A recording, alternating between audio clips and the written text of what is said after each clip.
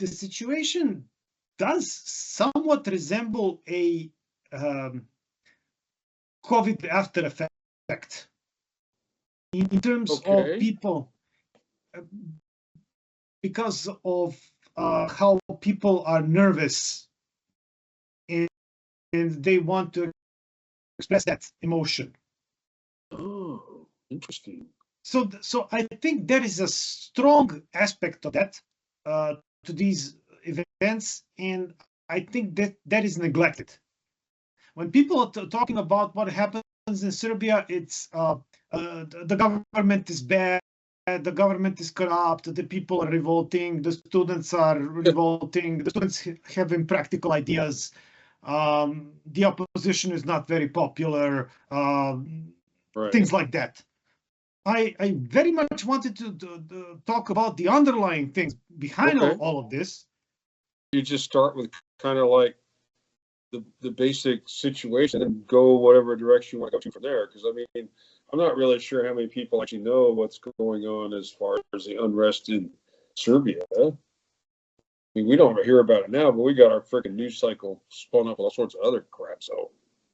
Yeah, it's interesting when you say it, the news cycle and this unrest in Serbia also reflects that the news cycle simply things within one day or two, and what happened is old news and it's forgotten, and we move on, and we move on mostly in our entrenched view. Though I have to admit, I think that the view of some people is changing here in Serbia, simply on account of the opposition showing themselves in a manner that is too aggressive. So I don't think that it did wonders for their popularity. Interesting. So would you say, well, I don't know the specifics of Serbian politics, but are the revolters too liberal from a Serbian perspective? I mean, liberal in Serbia is going to be way different than what it is here. I'll tell you that straight up. You have two types of opposition, generally speaking. One would be coming from the liberal side, right? The liberal left, meaning pro-Yugoslav, pro-EU, pro-globalist, affluent, relatively well-educated. A lot of them working for either they actually working for the government in education, and also working for US and EU backed NGOs. Right. And then you have extreme nationalists, which are also dissatisfied, but they work together. What? Oh my gosh, that alliance would be unheard of here in the United States. Oh yeah. So because the U.S. version of what you're talking about, these two are direct opposite opponents of each other, so they kind of go in completely different ways. But interesting. So who's in the middle? I guess people who support the government. And generally the normies, which are, I think, by now disaffected with the revolters, with the protesters. My gosh, you know what? I need to do something real quick. Like, you can keep talking. It's funny that you kind of lay it out that way, because I've been reading a book that is like super thick and super tough to read, but it's all about the 1848 revolutions that were in Europe, sweeping across Europe. And it's funny, they go into a lot of details on these specific revolt things that we've been talking about for a while, to like a point that I've never seen before. It's like, man, somebody who's really interested in this topic should actually read this book as well. So the basic premise, I'll just get to the premise of why I brought this up. I've gone through the whole part where I talk about the initial revolutions and kind of how they spin up and do things and events happen and all sorts of unrest and everything. And it kind of runs its course, kind of what you were just alluding to there, that the initial revolution has kind of run its course, and you kind of reach this point that, okay, what do we do next?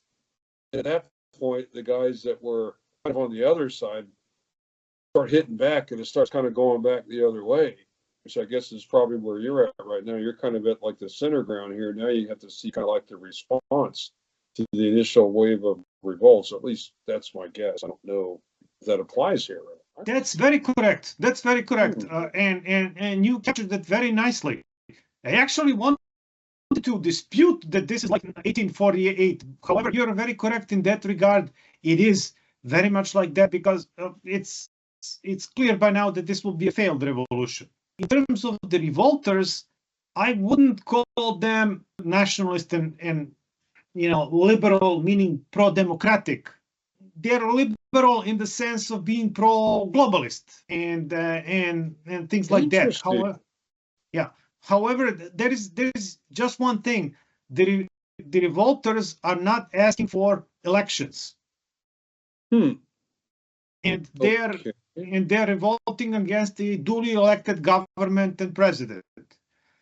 Which so normally, if you were, I don't know what normal is. It's nothing's ever normal in any sort of revolt or unrest. But would you think that they would be calling for elections normally?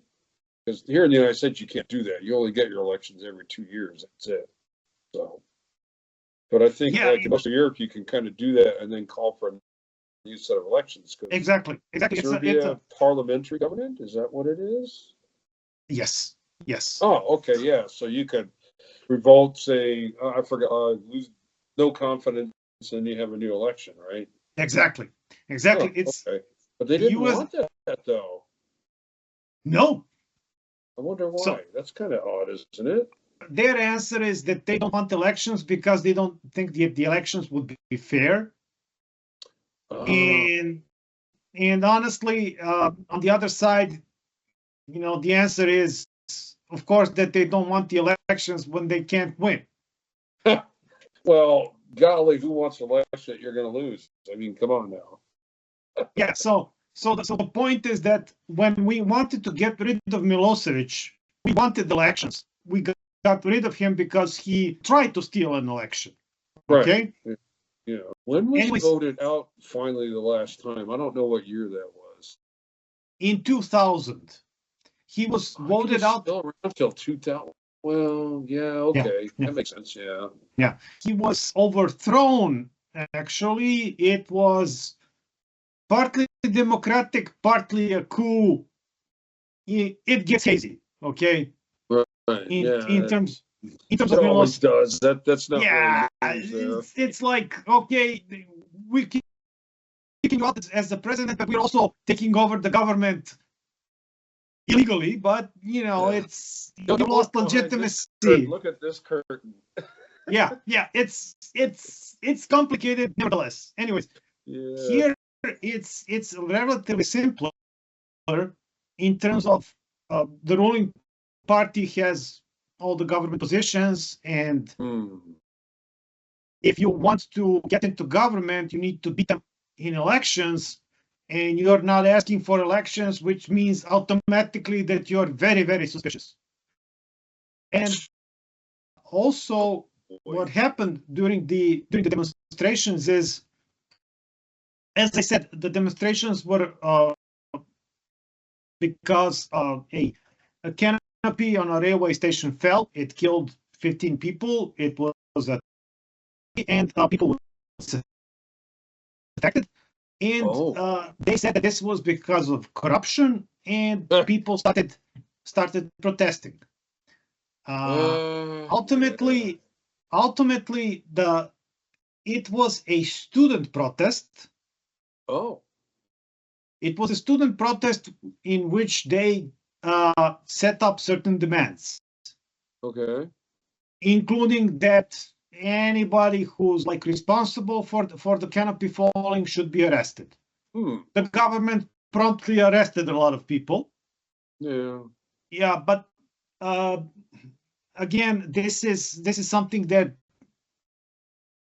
it's kind of a problematic, because you really need to find out who made the error and who's really to blame. That kind of takes time, and it takes expert witnesses. So is there any other countries in former Yugoslavia that are having these issues right now as well? Or is it just Well, currently, seemingly North Macedonia will have this issue. So, but what happened further on is that the students came up with certain demands. Some of those demands are very hazy, and Right. seemingly they were hazy intentionally because they can never be met. Okay. Now that's funny. So that was actually one of the salient points from this book I was just talking about, was the fact that when you have these sort of rebellions, if you get to the point where it's kind of run its head of steam, you can't just revolt. You actually have to have some sort of platform. I mean, it's like, okay, yeah, you can revolt and overthrow, but what are you replacing the former government? To have something that you're trying to achieve, it becomes just really muddy, kind of like, okay, that was fun. Well, what are we doing next year? What are you guys doing? And like in your case, where your life is like completely unsettled by this, it's like you guys aren't really offering a solution to this mess that you created. So what do we do with you? Do we go your way, not knowing what we're doing, or do we bring the other guys back because at least they look like they know what they were doing? Well, you put it brilliantly, actually, Barry. I have to admit it. You put it. You gave a short explanation in 3 sentences, and it's exactly like that. There is I've been thinking about this for a long time, my friend, as you have surmised by this point. Yeah. So there's no clear alternative. There's no popular force, or a politician that can replace the current government. And there are a lot of people disaffected, and they loudly proclaimed their disaffection. They marched on the streets. They blocked traffic, which is illegal. Yeah. They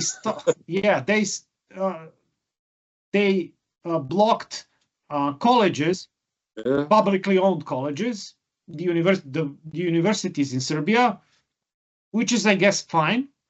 But they also blocked elementary and high schools. What? How would you block elementary? Well, with teachers not working. Oh, so like everybody's out of work. Well, yeah, you've been out of work, so everyone else is out of work too, I guess. The economy is working. Yeah. This is a revolt from the public sector. Oh. So teachers, students, and some disaffected officials. So it's very interesting in that regard. This is not a social revolt. No, it's not because of the bad economy. Actually, the economy is quite great. Yeah, that's good. I mean, if you aren't really worried about your job in particular, the economy is probably doing fairly well, I would say. I mean, you guys still have work, right? That's the thing. That's why the protests were not successful. Ultimately, they called upon for a general strike, but nobody responded. Oh, well, then you're pretty much done at that point. You've got nothing going on. You're just making noise. And there was a big demonstration called for Belgrade for the 15th, and it was very unclear what should happen on this demonstration, whether there should be actually some violence involved or not. And this is where it's seemingly the student leaders and the bad guys trying to run the show, the bad guys being some people from Britain, Germany, and so on and so forth, which is by now kind of obvious that they're, they got their fingers involved. Why would so this might go back to your initial thought about the waning EU soft power, because I'm not exactly. I mean, I'm a little on the outside of this one. I don't know why the EU would be trying to do that, but the fact that they weren't successful at all tells you that whatever authority and power they had is kind of fizzling at this point. Yes, because it's very interesting. The demonstrators made a conscious effort, or they were instructed, that they should do the popular things. So the students would do popular things and try to blend in, to try to popularize the demonstrations.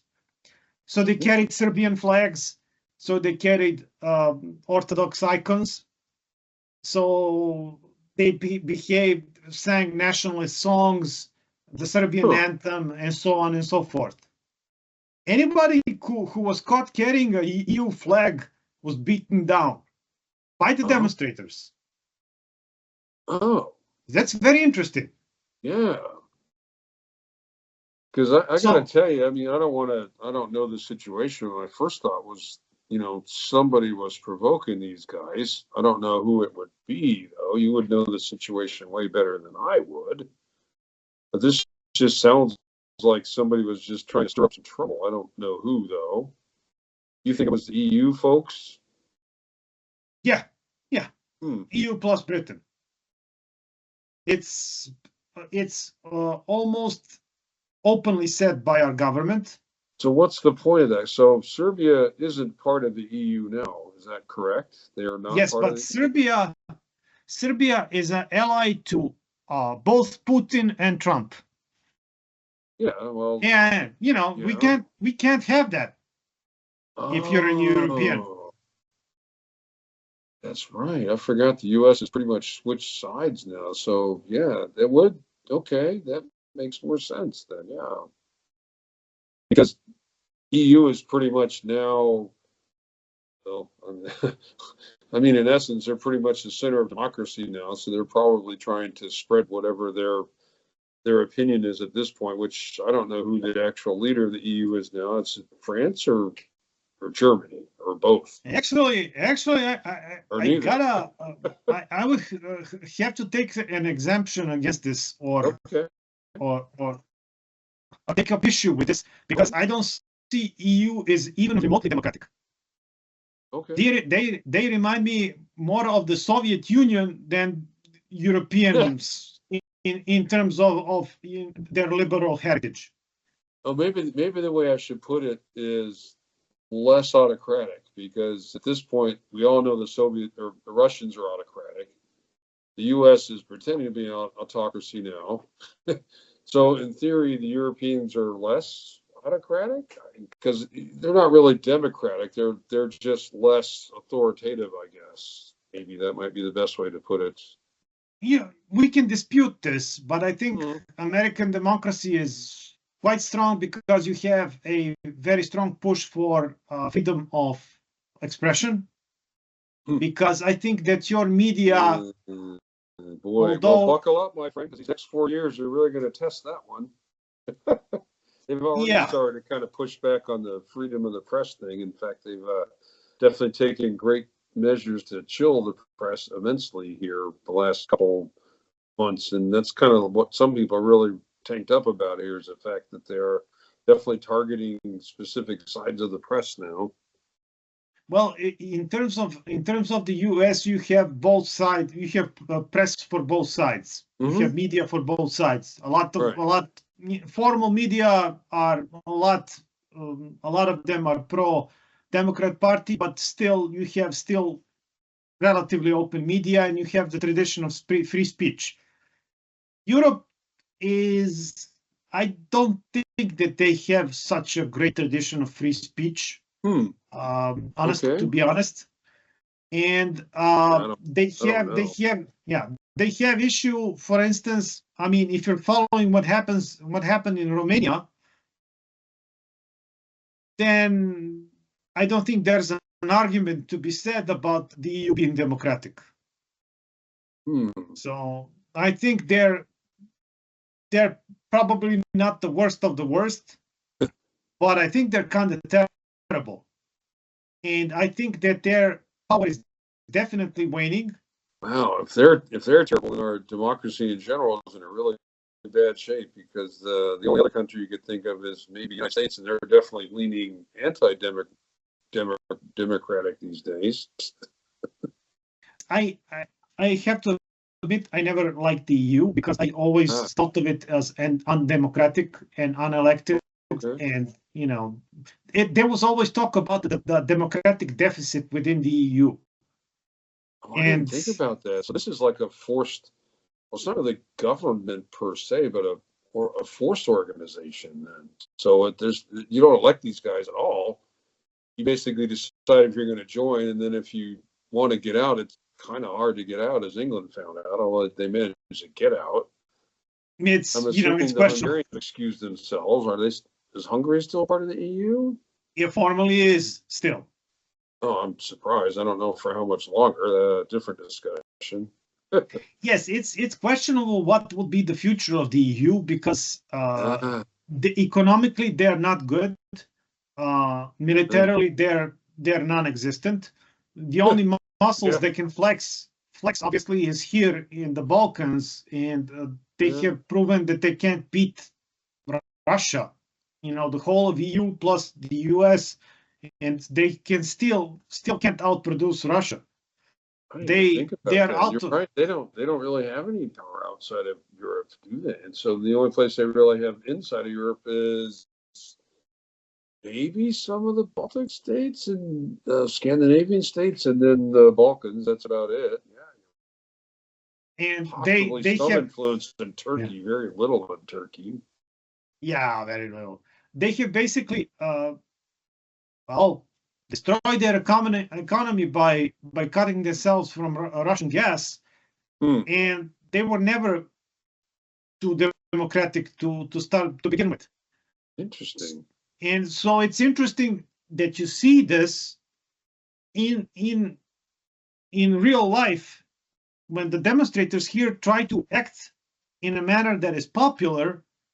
They kick out all the EU flags. They break them. Okay, you can't come to demonstrations, although the demonstrators are, in fact, a lot of them are pro-EU. They are from the liberal elite. They are, you know, the higher middle class, and a lot of them are pro-Yugoslav, at least in terms of their culture. Right. They won't allow EU flags because they realize the EU flags are not popular. But do you still fly the old Yugoslavian flag? Some people? Some protesters did. However, that was not very. This did not happen very often. Okay. Yeah. So that ship has sailed, as far as I know. It's been probably 20-ish years since you could probably get away with that without repercussion. Okay, so actually I'm going to leave it for the next episode, because I'm going to claim in the next episode that Yugoslavia is finally over as of this year. Oh, interesting. Because I thought it would have pretty much ended like 1990 or something, but you're claiming that they're still kind of hanging on. Yes, because Belgrade was the center of the old Yugoslav elite, which was up until this point very influential. Okay. However, I think these demonstrations are their last push, and ultimately they're not successful. And I don't think that they can ever come back to power. And I think that at this point, there are going to be some diehards, but I think at this point that they will realize that Yugoslavia is no more simply. And this. So the power structure you have in place now is pretty much what's going to win. And you don't consider that a democratic power structure. What do you consider that? Which one? The one that's in Serbia now, because they've apparently won this thing in essence. Yes, well, because they're they're definitely democratic because they were elected. In terms, how do you feel about your elections? You feel they're pretty much on the up and up, or? Yeah, of course there are manipulations in elections. That's not even a question. Yeah, okay, fair enough. Yeah, that's it's just that very broadly speaking, although our government is being accused of being authoritarian, in realistic terms, they're behaving with a extremely soft glove, and they have not attacked the demonstrators or used force, things like that. Really, if you kind of perceive that the revolution or the protests have kind of run their power or run their course, I mean, you don't really need to do much else. Just kind of let them Well, fizzle on their own. even when the demonstrations were strongest, that was a tactic, of course. It's not because they're nice people. It's because it was a tactic that was employed. But in terms of why I think the government has a stronger case, it's because I think that the government, with all of its downsides and corruption and misses and problems and so on and so forth, the government is pro-Serbian. And the demonstrators, by and large, they're kind of I see them anti-Serbian, aren't they? pro-Yugoslavia. Pro-Yugoslavia. Oh yeah. Oh, that's actually a brave stand to take right now. So you think it might be kind of like the last throw of the dice by the old school to kind of bring it back? With the death of these protests, that pretty much ends their power altogether. That's your proposal?